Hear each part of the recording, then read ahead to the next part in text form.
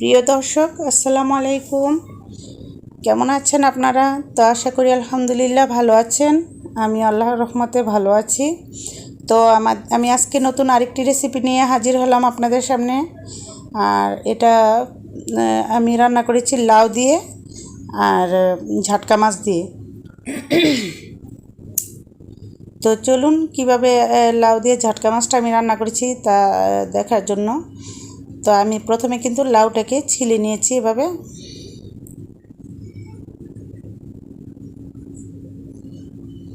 এভাবে লাউটাকে আমি সুন্দর করে ছিলে নিয়েছি। আর লাউয়ের সবুজ অংশটা রাখলে আপনার লাউটা দেখতে অনেক সুন্দর হয় রান্নাটা, আর খেতেও কিন্তু রান্না দেখতে সুন্দর হলে তো খেতে ভালো লাগবে, এটাই স্বাভাবিক। তো লাউগুলো আমি এভাবে কেটে নিয়েছি। তো আমি এখন চুলায় চলে আসলাম। চুলায় আমি আগে কড়াইতে তেল দিয়ে নিয়েছি। তো তেলের মধ্যে আমি পেঁয়াজগুলো দিয়ে দিয়েছি, এখন নাড়াচাড়া করে নিচ্ছি। তো তেলের মধ্যে পেঁয়াজটা দিয়ে দেখুন, পেঁয়াজটা আমি কীভাবে কেটেছি আপনাকে দেখিয়ে দিলাম। একদমই চিকন করে কেটেছি যাতে গলে যায়, একদম অনেক চিকন করে কাটতে হবে যেন গলে যায়। যেহেতু লাউ তরকারি, আপনার পেঁয়াজটা গলাটা কিন্তু খুব জরুরি। তো পেঁয়াজ ভাজাটা আমার হয়ে গিয়েছে। এখন আমি এখানে রসুন বাটা ইউজ করব। আমি রসুন বাটা দিয়ে দিয়েছি। এখন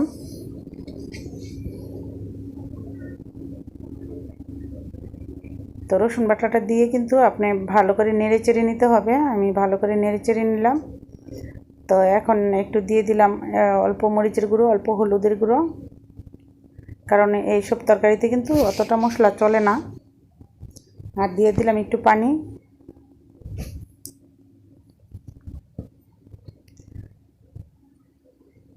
তো এখন আমি ভালো করে কষিয়ে নেব। এটা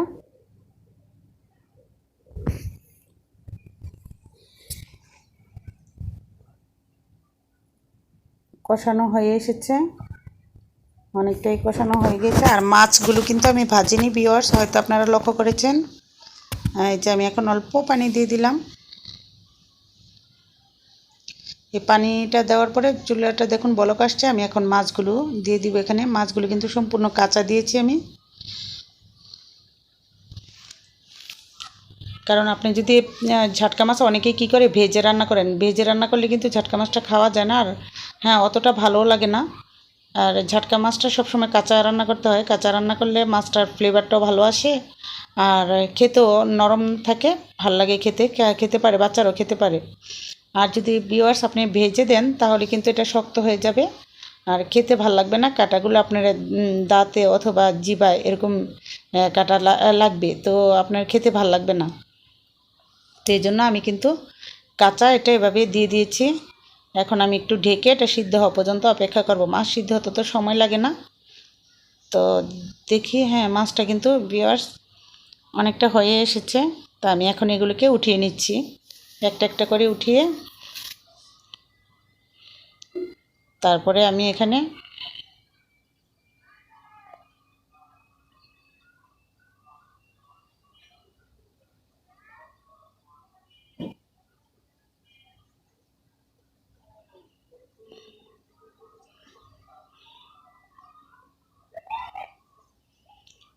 এক এক করে আমি সবগুলো মাছ উঠিয়ে নিলাম। তো এখন আমি লাউগুলো এখানে ছেড়ে দিচ্ছি। আর লাউগুলো কীভাবে টুকরো করে কেটেছি এটা দেখেছি নি।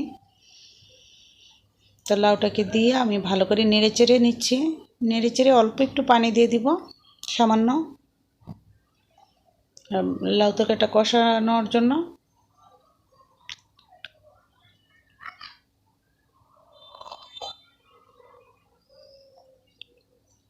তারপরে আমি এটাকে ঢেকে রান্না করব। তো কিছুক্ষণ পর দেখলাম যে না, লাউটা অনেকটাই বলক চলে এসেছে। তো আমি এটাকে আরেকটু ভালো করে নেড়ে চেড়ে তারপর আবার অল্প সময়ের জন্য ঢেকে রান্না করব।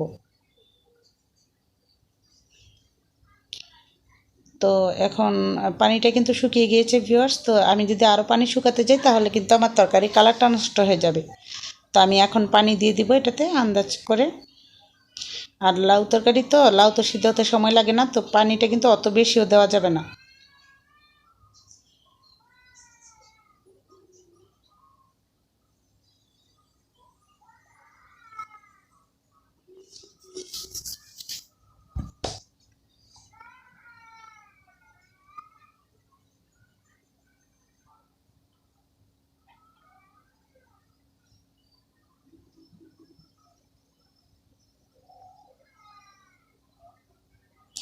তো মাছগুলো আমি দিয়ে দেখুন ভালো করে একটু নেড়েচেড়ে হালকা দিয়েছি।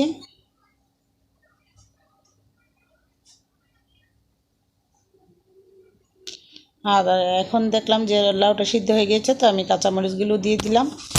দিয়ে আবার অনেকক্ষণ একটু সময়ের জন্য, এই 2 মিনিট সময়ের জন্য আমি ঢেকে রান্না করব। তো এখন দেখেন একদম সুন্দর একটা কালার আসছে, এবং কি রান্নাটা একটু ঝোলটাও একটু গাঢ় গাঢ় লাগছে, তো মানে আমার তরকারিটা হয়ে গিয়েছে। তো এখন আমি এখানে ধনিয়া পাতা দিয়ে দিলাম, দিয়ে আমি অল্প সময়ের জন্য, এই কয়েক সেকেন্ডের জন্য আমি একটু ঢেকে রান্না করব। কারণ ঝোল তরকারিতে পুরাটা ঝোলের মধ্যে ধনিয়া পাতার গ্রানটা না গেলে ভালো লাগে না। তো এখন হয়ে গিয়েছে আমার রান্নাটা, তো আমি এখন একটু সার্ভ করব।